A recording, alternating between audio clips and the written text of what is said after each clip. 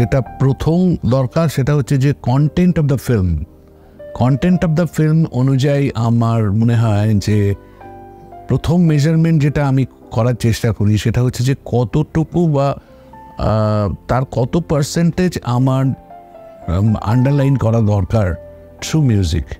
সেখানে সিং সাউন্ড আছে, সেখানে ডায়ালগ আছে, এবং যেভাবে গল্পের ফ্লোটা এগোচ্ছে সেই অনুযায়ী আমার মাথায় আসে যে এইখানে কী ধরনের সাউন্ডসকেপ আসা উচিত, যেটা কিনা হাইলাইট করবে ওই জায়গাটা এবং লিঙ্ক করবে।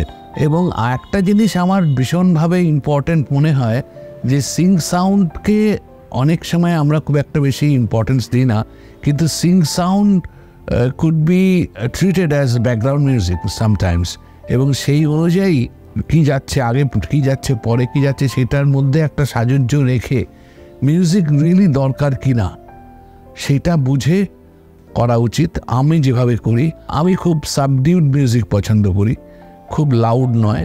হ্যাঁ, লাউডনেসের একটা জায়গা পর্যন্ত, একটা পার্টিকুলার ডেসিবেল পর্যন্ত আমরা তুলতে পারি। এখন যখন 5.1 বা 7.1-এ আমাদের কাজ হয়, তখন distribution of the sound, distribution of the hand sounds কী হওয়া উচিত সেটারও একটা আইডিয়া ভীষণভাবে দরকার। কারণ ইউজুয়ালি দেখা যায় যে সেন্টারে সব মিউজিক রাখা হচ্ছে, কিন্তু সেন্টারে মিউজিক রাখলে অনেক সময় ডায়ালগ মার খেয়ে যায়। সেই ডায়ালগেরকে হাইলাইট করার জন্য কোন ধরনের ফ্রিকোয়েন্সি ইউজ করা উচিত, সেটা রেয়ারে যাবে না সাবওয়ারে যাবে না, সেইগুলো খুব ইম্পর্টেন্ট। তো এই বেশ কিছু, মানে এটা খুব ডিটেলে বলতে গেলে অনেকটা বলতে হয়, কিন্তু বেসিক যে জায়গাটা সেটা হচ্ছে content of the story. Secondly, the way it was presented, তার যে একটা রং, তার যে একটা ভাষা, সেই ভাষাটা মিউজিক্যালি কতটা আমি ট্রান্সক্রাইব করতে পারবো, সেই অনুযায়ী যেমন কালার টোন হয় তেমন মিউজিকের টোনটাকেও রেডি করতে হবে, সেই অনুযায়ী আমাদের সাউন্ডস্কেপটাকেও রেডি করতে হবে।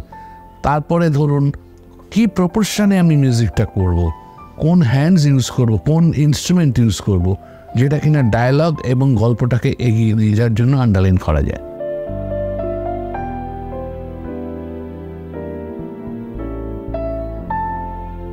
বহু ছবি বাংলা রয়েছে যেগুলোর ব্যাকগ্রাউন্ড স্কোর অসাধারণ, সব ব্যাকগ্রাউন্ড স্কোর রয়েছে, কিন্তু যেগুলো আমাকে খুব ভাবিয়েছে বা খুব সেরিব্রাল ব্যাকগ্রাউন্ড স্কোর, সেইগুলোর মধ্যে অবশ্যই সত্যজিৎ রায় পড়ছে। সত্যজিৎ রায়ের নিজের মিউজিক করা বা সত্যজিৎ রায়ের ছবিতে যারা করেছেন, সেখানে পণ্ডিত রবিশঙ্কর করেছেন, আমার গুরুদেব উস্তাদ আলী আকবর খান সাহেব করেছেন।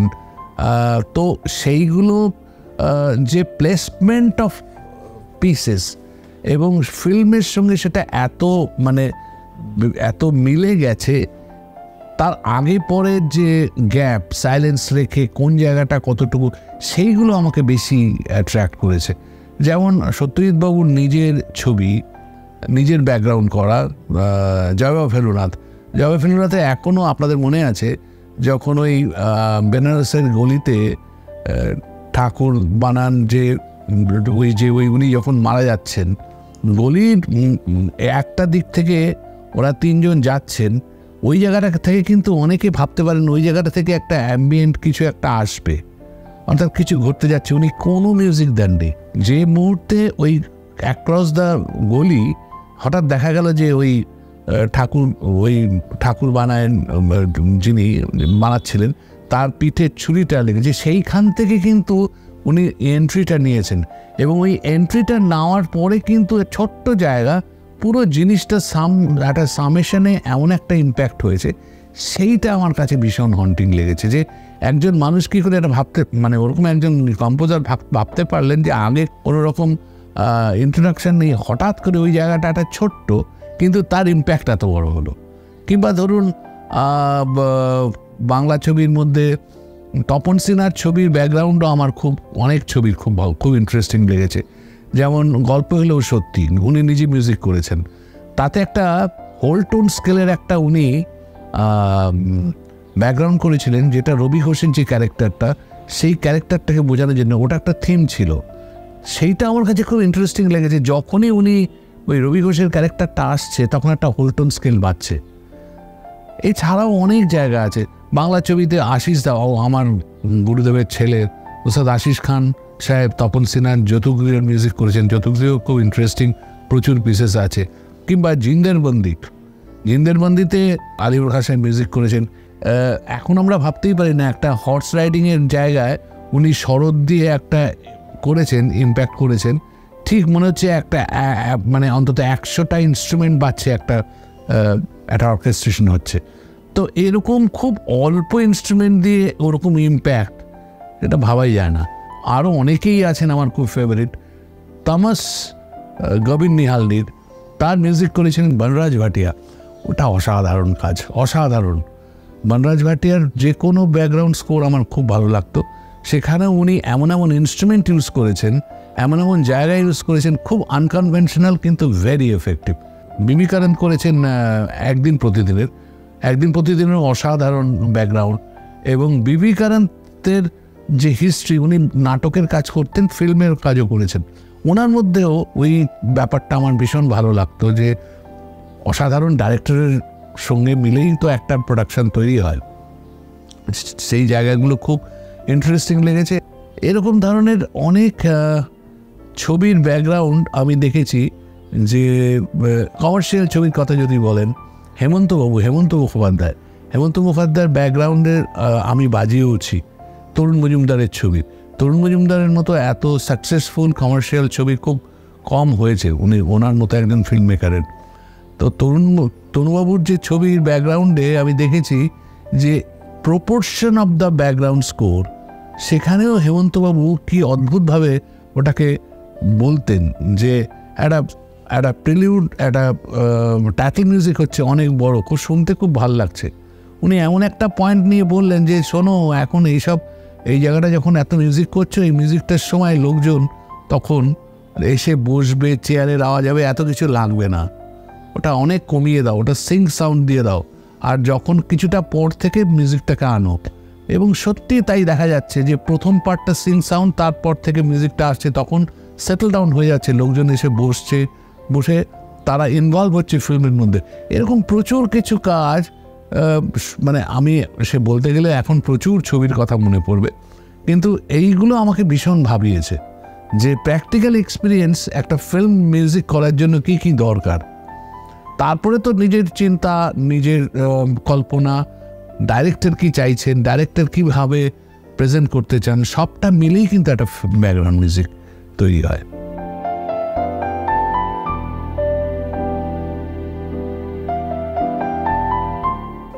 কন্টেম্পোরারি ফিল্মের মধ্যে দেবজ্যোতি মিশ্র আমার বিশিষ্ট বন্ধু, ওর বেশ কিছু কাজ আমার ভালো লেগেছে, যেমন চোখের বালি, রেইনকোট ঋতুপর্ণ ঘোষের। তারপর তিতলির টাইটেল সং এখনও আমার খুব মজার লাগে, খুব ভালো লাগে। প্রবুদ্ধ ব্যানার্জি আমার কিন্তু ভীষণ ভালো লাগছে। প্রবুদ্ধর ব্যাকগ্রাউন্ড স্কোরের মধ্যে একটা নিজস্বতা আছে, একটা মৌলিকতা আছে, এবং ওর যে সূক্ষ্ম বোধ যেটা আমি ভীষণ পছন্দ করি। Timing is very important. Timing এবং ইনস্ট্রুমেন্ট সিলেকশন খুব ভালো। যেমন রিসেন্ট পাস্টে ওর একটু আগের ছবি বোধহয় ফড়িং, তারপরে নগর কীর্তন, তারপরে কণ্ঠ উইন্ডোজের আমার ভীষণ ভালো লেগেছিল ওর ব্যাকগ্রাউন্ড। তারপরে এছাড়াও আরও অনেকগুলো করেছে, আমার সবকটা ছবি যে মনে আসছে তা নয়, কিন্তু প্রত্যেকটার মধ্যেই ও একটা এই যে ট্রেন্ডটা চলছে, সেই ট্রেন্ডটার বাইরে গিয়ে একটু হাটকে যেভাবে হওয়া উচিত সেই জিনিসটাও মেনটেন করছে। আমার মনে হয় একটা খুব ভালো জায়গা ও তৈরি করেছে বা করছে। অনেক আশা আছে ওর কাছ থেকে আরও অনেক ভালো ভালো জিনিস, ভালো ফিল্মের মিউজিক পাওয়ার।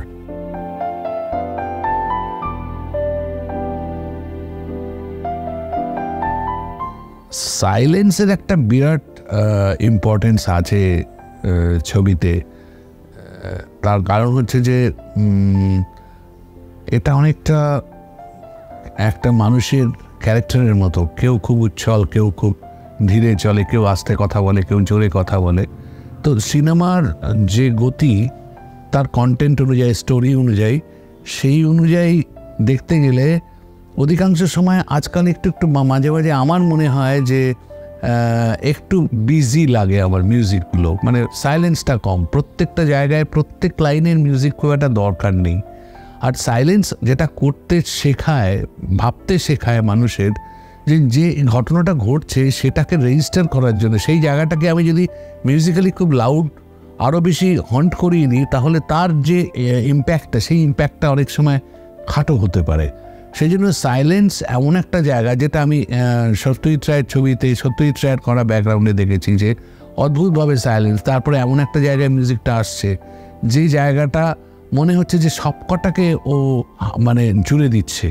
তো সাইলেন্সের জায়গাটা এমনভাবে ওটাকে প্রস্তুত করা উচিত যাতে করে ছবির গভীরতা এবং বলার যে ইম্প্যাক্ট, সেই দুটোকে নিয়ে একটা থার্ড কালার দিতে পারে।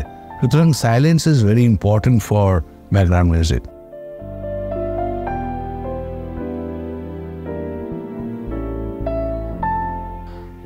আমার নিজের কাজের মধ্যে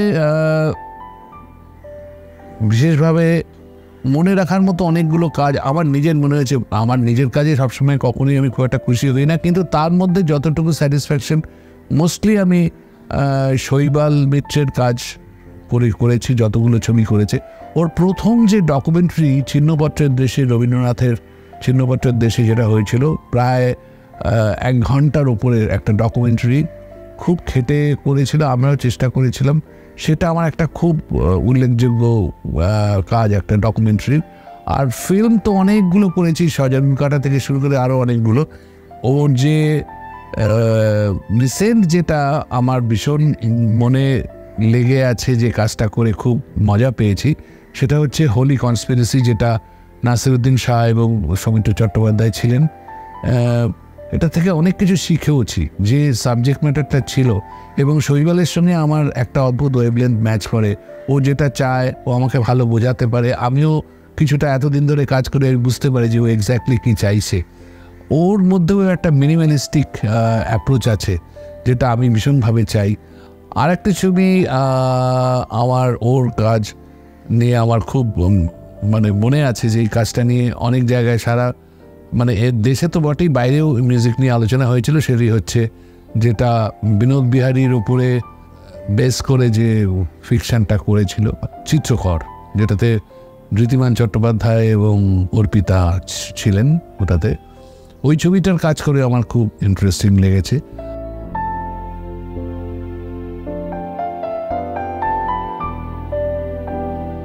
সত্যজিৎ রায়ের সঙ্গে আমার কাজ করার সৌভাগ্য হয়েছিল একবারই, তবে ওনার কোনো ফিল্মে নয়। আপনাদের হয়তো মনে আছে, সন্দীপ রায় করেছিলেন সত্যজিৎ রায় প্রেজেন্স, একটা সিরিজ, যেটাতে শশী কাপুর ফেলুদার চরিত্রে ছিলেন। তার যে ব্যাকগ্রাউন্ড হয়েছিল, সেইটাতে আমার একটা অসাধারণ অভিজ্ঞতা হয়েছিল। আমি দেখেছিলাম যে মানে এত সময়ানুবর্তিতা মেনে কাজ উনি করতে পারতেন। 10টা 5-2 মিনিটে ঢুকেছেন, আর 5:30টায় প্যাক আপ হলো, একটা এক্সট্রা কোনো পিস হলো না, একদম মাপা কাজটা হয়ে গেল। এবং তারপরে যখন লাগলো দেখলাম কোনো পিস এক্সট্রা লাগেনি, কোনো পিস ফেলেননি, ঠিক যা হয়েছে সেই জিনিসটা ওখানে বসেছে। তো ওটা একটা, আর আমার তখন অনেক কম বয়স, সুতরাং ওটা আমার কাছে একটা খুব মানে স্বপ্নের মতো, যে সত্যজিৎ বাবুর সঙ্গে কাজ করেছি। কারণ আমি প্রায় বহু মিউজিক ডিরেক্টর, ফিল্ম ডাইরেক্টরদের সঙ্গে কাজ করেছি, কিন্তু সত্যজিৎ বাবুর সঙ্গে কাজ করার একটা অন্যরকম অভিজ্ঞতা, সেইটা প্রথমবার হয়েছিল আমার ওনার সঙ্গে এই কাজটা করার সময়।